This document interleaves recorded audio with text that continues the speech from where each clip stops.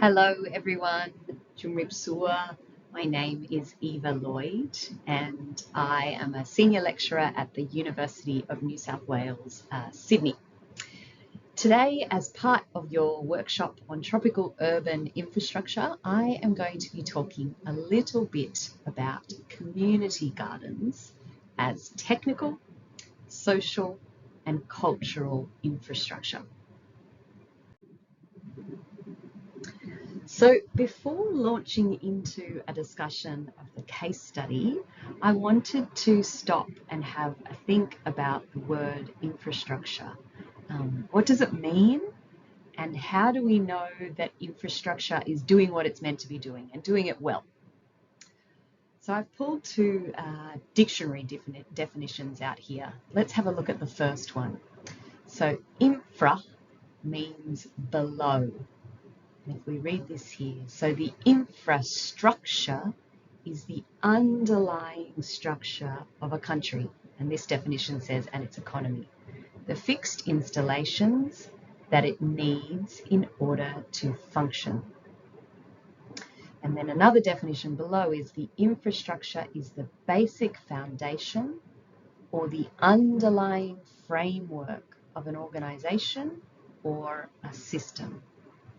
And so often in architecture, we think about infrastructure as, stormwater, water systems, stormwater, wastewater, supply water, electrical systems, etc., etc. And so I just want to open up that way of thinking about infrastructure a little bit today through the idea of community gardens.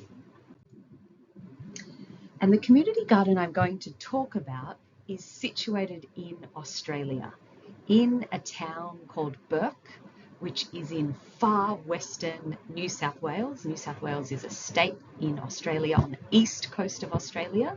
And so Bourke is a semi-urban environment in a semi-arid climate, which is experiencing sort of quite dramatic shifts in the climate. It has experienced quite dramatic shifts in the climate over the past few years due to climate change. So there's a very long period of drought, and more recently there have been floods. So I'm going to talk about the community garden in the context of these environmental shifts. The Bourke Community Garden is located in Bourke, as we said, which in Australia we know as Nyamba Barkindji country. So that means that it's country of the Nyamba Barkindji First Nations people. And this garden was set up by them, by a group of Nyamba Barkindji people who live in work and work in Bourke. And the reason that they set this garden up is that they had data from a number of organisations and lived experience which said there are very poor physical health outcomes for Aboriginal people in Bourke. And part of this was because Bourke lacks easy access to fresh food. It's quite far from Sydney, and many years of drought made it very difficult to grow fresh food. And more recently, the floods have made that difficult.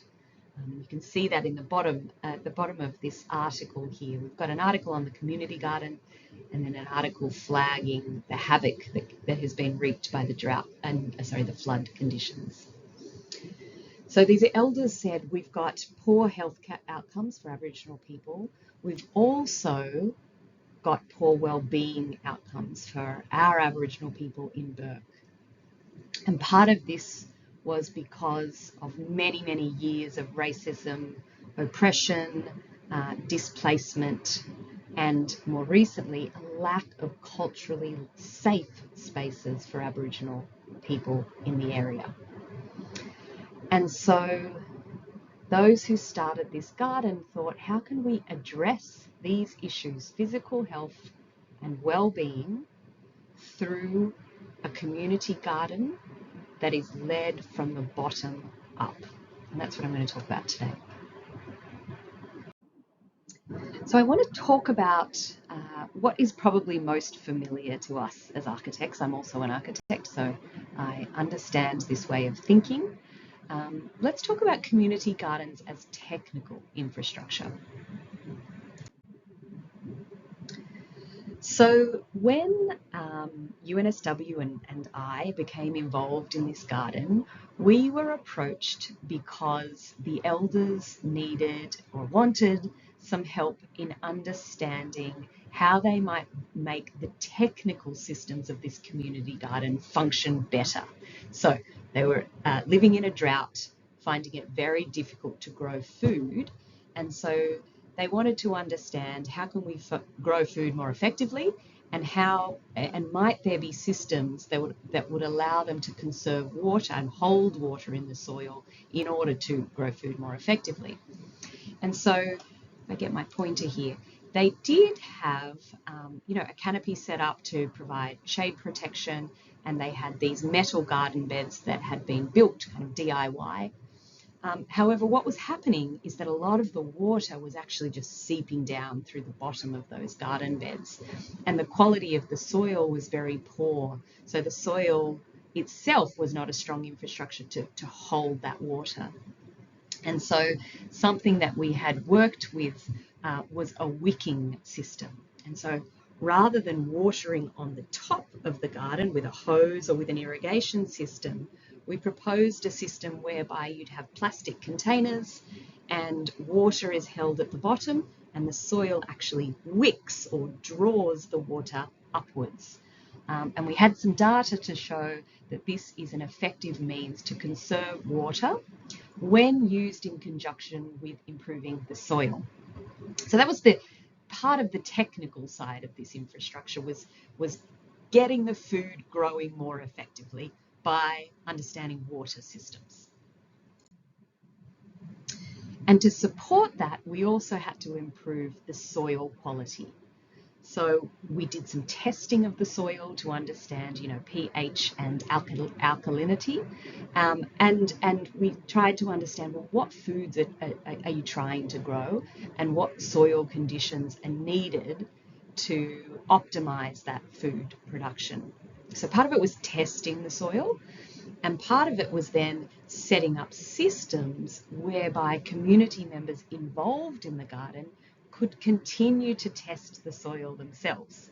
So we have some simple pH testing kits, and then we set up, as you can see on the left here, with some of the leads of the community garden, some plastic note pages where community members could write down the results of the soil tests, and do that, every couple of weeks to make sure an eye is kept on the pH levels of the soil and the soil is moderated in response.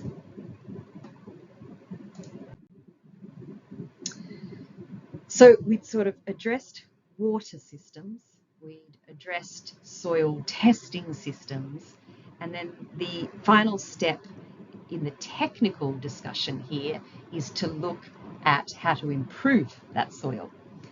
And improving that soil was really about connecting the soil to the broader waste systems and waste infrastructures of Burke. So we looked together at how excess waste around the city of Burke could fuel composting systems to improve the soil, to improve the plants that were being grown. And so we had a number of different composting systems. We had a big hot composting system, we had a cold composting system, and what you can see here are worm farms. And so part of this was about connecting community members. And so we made a partnership with the local bakery, who were baking breads and sweets and treats, and also making coffees. And so they had a large amount of bread that was being thrown out every day, and they also had coffee grounds that were being thrown out. So they started delivering those to the garden, and they were used and put into the compost. The other big shift that occurred and partnership that was made was with fishermen from the Darling River. And so Burke sits along the Darling River. And so carp from the river became this nitrogen-rich food source and waste food source that was wonderful for the compost. So some backstory here is to understand that in Burke, carp, the fish in the Darling River, are an invasive species.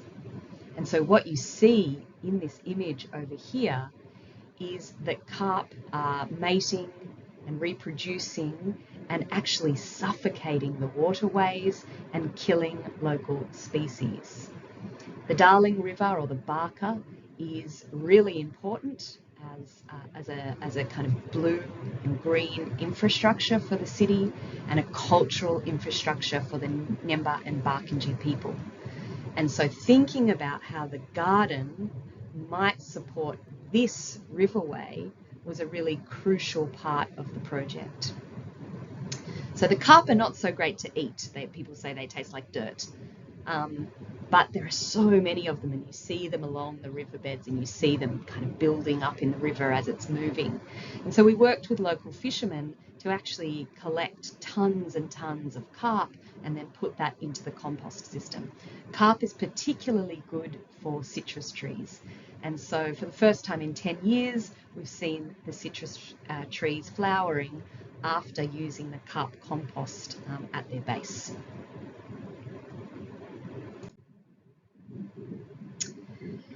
So that was a little synopsis of community gardens as technical infrastructure. I want to talk now about the idea of community gardens as social infrastructure. And so part of supporting health and wellbeing outcomes for Aboriginal people in Burke, driven by those who run this garden, is to think of the garden not just as a place that produces food, but as a place for learning, and a place for learning for both young people in the community and older people. And so part of this was already occurring on the garden site. There's employment training that takes place, industrial training, and certification that goes with this. And so what we looked at is how we might build in another partner who might be able to provide training in horticulture and permaculture and certification for that to improve employment opportunities. And so the Botanical Gardens Institute, who are based in Sydney, actually came in as a really important partner in this project and an important component of the infrastructure, the social infrastructure that makes this project work. And so the Botanical Gardens Institute provided that training, provided the certification through on-the-ground workshops that are held regularly throughout the year. Some of those are for the staff that work at the garden, and some of those are more broad and they're open to the general community of Burke to understand, for example, how do you build a wicking bed in your own home? How might you turn your front nature strip into a place where you can grow food? And so there are different types of learning that take place. Learning with very young people came about somewhat serendipitously because the garden was located across the road from the local preschool. And the local preschool started to notice what was going on and said, hey, could we bring our children over here? Could this be a way for them to learn about where their food comes from? And could they play a role in the garden itself? And so as you can see in the image here on the right, an old tree stump was drilled into with lots of little holes to look at how we can start to promote more biodiversity, not just in the plants, but in bees, which act as a pollinator for the plants, for example. And so children kind of learn about the garden, less so through formal classes and more so through hands-on doing and being situated in the garden itself. The garden also serves as an infrastructure that supports systems of sharing across Burke, so not just within the garden. And this again grew from existing systems that were already happening with the organisation that run this site, who were providing transport for elder people in the community to get to their medical appointments, for example. So this sort of culture of generosity and sharing was there. And we thought about how that could be applied to the sharing of food. And so the team that work in the garden now deliver food hampers to elderly people across Bourke who might find it hard to leave their homes. They run cooking days. You can see the quiche on the left-hand side here. And they have a Facebook page where they post images of produce, which is given for free. So again, it's really important to think not just about the physical kind of technical aspects of infrastructure, but how they can grow as social networks. Intersecting with the social aspect of the community garden and community gardens as infrastructure is the cultural aspects. And this is of particular importance in Bourke, given it is the home of so many Nyemba Barkindji people who, as I began with, have a very long history of destruction, displacement, oppression, and ongoing racism to this day, since the colonisation of Australia. So holding on to that culture, celebrating that culture, sustaining that culture was so important for those who established this garden and continue to run it.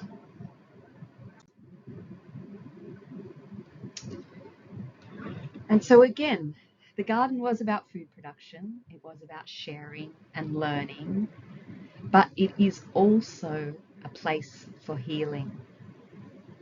It is a space led by First Nations people, the Ngemba and Barkindji people, who really are trying to create an environment that is safe, that is welcoming for those who have personally experienced trauma or who are experiencing intergenerational trauma. So it's really important, again, to think about cultural aspects as they intersect with the social and technical aspects of infrastructure. And this garden became a place where Aboriginal people could come and feel safe and reconnect with each other and reconnect quite viscerally with their land.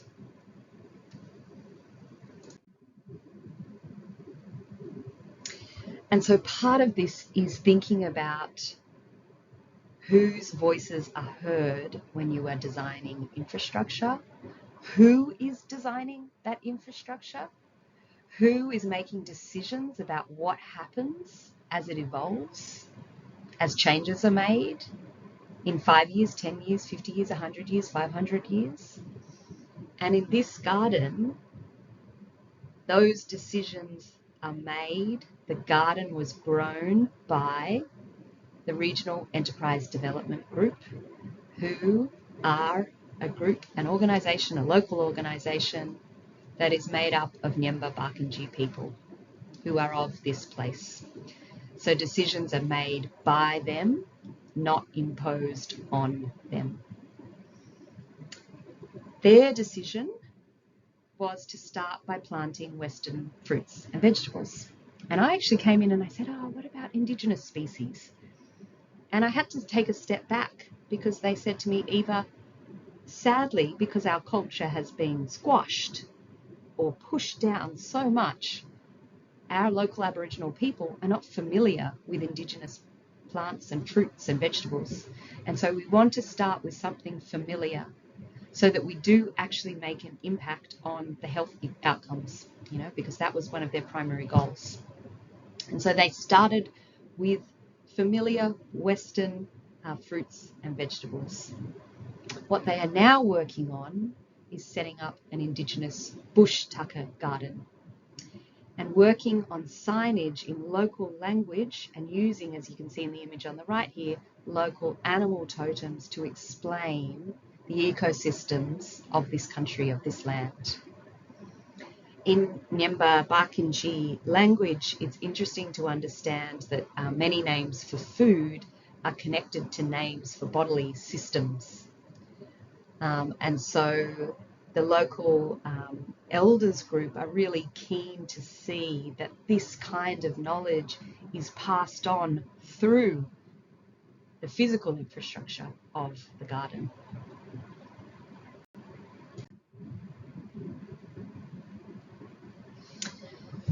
So intersecting with the technical, the social, and the cultural aspects of community garden infrastructure is the consideration of how you can grow this infrastructure, of how it can go from being a one-off project to a network. And so I guess a big learning in this project has been that that ability to grow has not come from some kind of state-led master plan that was developed, 50 years in advance. It actually has grown quite organically through the collaborative partnerships that have been established over a number of years, both inside of Bourke and outside of Bourke, more broadly across the eastern coast of Australia. And so this includes community workers from, you can see Reddy here, who began the garden in partnership with a local NGO, the Bourke Aboriginal Health Service. It brought in the University of New South Wales for sort of technical and design expertise, our Global Water Institute, understanding the water aspects, and then built environment professionals like myself to understand the way that you might experience the place, the movement through the place. We also have students who are involved from landscape architecture. This then grew to include the Botanical Gardens Institute and the community greening team, who were able to run workshops and also provide technical expertise on permacultural techniques to look at how we can connect up water systems, waste systems, green planting systems through workshops and learning.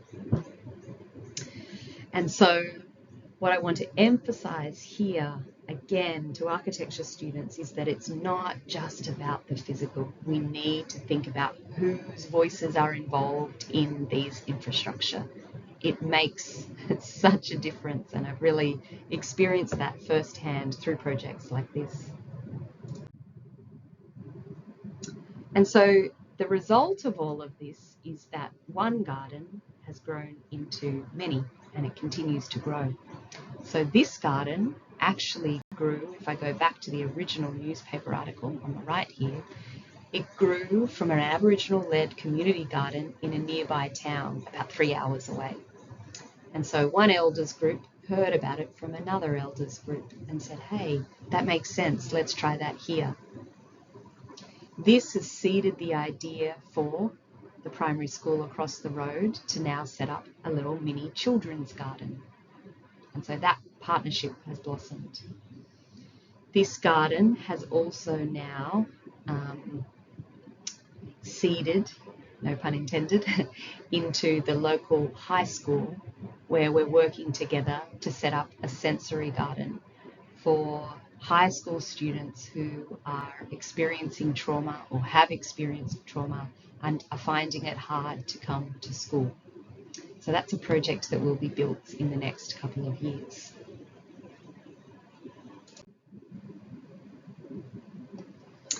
So if we think, we've sort of talked about the technical, the social, the cultural, we've talked about networks of community gardens as infrastructure. I guess another aspect that I feel is really important to consider when we're talking about infrastructure is how we measure or evaluate success. How do we know it's working well? How do we know that infrastructure is doing what it's meant to do? It's doing its job. And as I've said, in part, this is about the product itself, right? The garden, or the wastewater pipe, or the sewage pipe, or the, here, the garden itself. Has the soil been improved? Is water being conserved? Is food growing as it's intended to grow? And is that going out to community members to improve physical health outcomes? That's quite a straightforward way of quantitatively measuring the success of this infrastructure. But I guess equally important, particularly in working with communities, is how we can measure success in terms of the agency of the community groups involved. So if we think about systems whereby we want to facilitate not just those in positions of power being involved in projects like this and making decisions about projects like this, we want to think about how those on the ground, the civil society, community groups, everyday citizens can be involved with the state, perhaps, coming together in projects like this. So how we might measure success is, do the community members involved care? Have they become involved? Do they want to continue to be involved? Have they felt they have a voice in this process and in this project? Stepping up from that is, do communities now hold the agency, so the ability, the voice, the confidence to lead this infrastructural project? And that might mean they have the ability to know who to talk to, whose expertise to draw in. Doesn't mean they have to be able to do it all themselves. And then finally, do the community, or are the community, able to self-determine the future of this project? And that might mean that it needs to stop. It might mean that it needs to grow somewhere else and they put their energy there. But they have the ability to make those decisions themselves. So I just want you to think, when you're coming up with your projects, how you evaluate the success of these infrastructural implementations.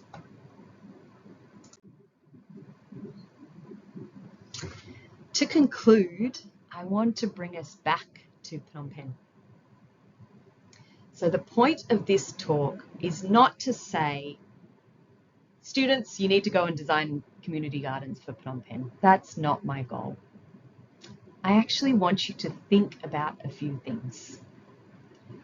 How can you all, as designers, always consider the intersection of the technical, the social, and the cultural aspects of infrastructure, particularly in an era where technocratic approaches to city making dominates? How can we bring those worlds together? How can designers learn from and build on the infrastructure that comes from the people, that is grown by the people from the bottom up, particularly in cities like Phnom Penh? So not just that which is driven by the state or is driven by foreign aid. What are the infrastructures of the people that are working well and not so well? And finally, how can infrastructure be deeply rooted in the local context, not just transplanted from another context without consideration of the nuances of the physical, cultural, and social aspects of Phnom Penh and of each little neighbourhood in Phnom Penh? There's too much overlooking of this, and so I'd love just to be able to advocate for that approach. So I wanted to leave you, I don't know if you have time in the workshop, but perhaps with a couple of questions for you to talk about with your peers or with your tutors. And the first is situating yourself in Phnom Penh. What technical infrastructure already exists from the bottom up? What social infrastructure already exists from the bottom up, from the people, right? What do you see? What do you experience in your day-to-day life?